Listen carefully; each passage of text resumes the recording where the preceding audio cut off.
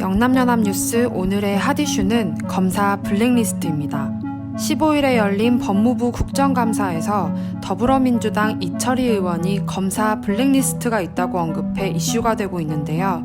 이 의원은 법무부가 지난 2012년 2월부터 올해 2월까지 집중관리 대상자 리스트를 만들어 검사들을 관리해왔다고 주장했습니다.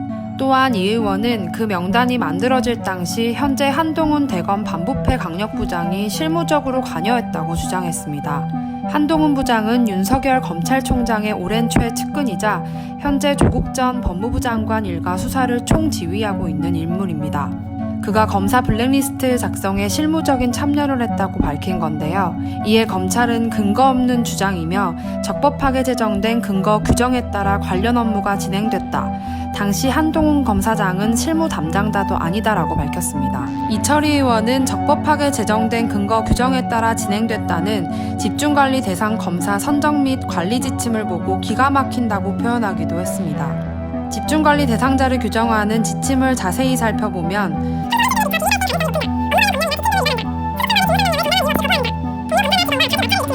기타 이에 준하는 사유로서 올 2월 전까지 대검찰청이 집중관리 대상자들을 감찰해왔었다고 주장한 겁니다.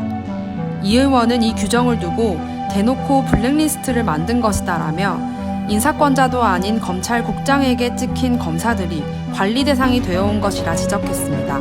또한 이 의원은 정말 문제 있는 검사를 조직을 위해 관리했는지 아니면 정치적 의도 때문에 관리 대상이 됐는지 명단을 확인해야 한다며 당시 관리 대상이었던 검사들의 명단을 공개 요구하고 나섰습니다. 한편 이번 국정감사에서 언급된 한동훈 검사에 대한 관심도 커지고 있는데요.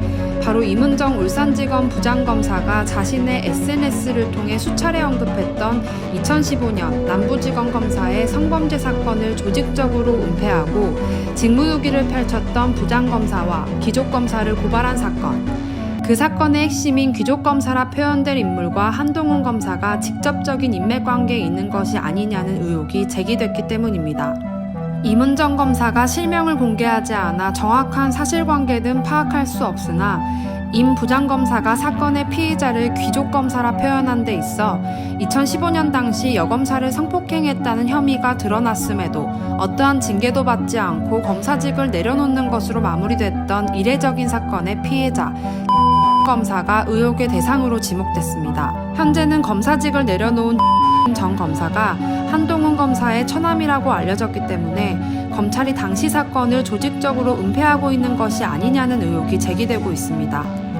오늘 16일 이문정 검사는 자신의 페이스북을 통해 제가 그 검사 블랙리스트에 올라있다는 사실을 은밀히 들어 이미 알고 있다.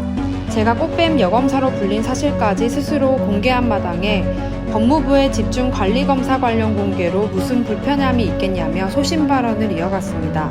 그는 김호수 법무부 차관님은 전혀 걱정 마시고 제가 선정된 이유, 관리된 기관, 관리 내용 등 저와 관련된 사항을 모두 공개해 검사 블랙리스트에 대한 의혹을 명명백백 가려주시기를 공개 요청한다.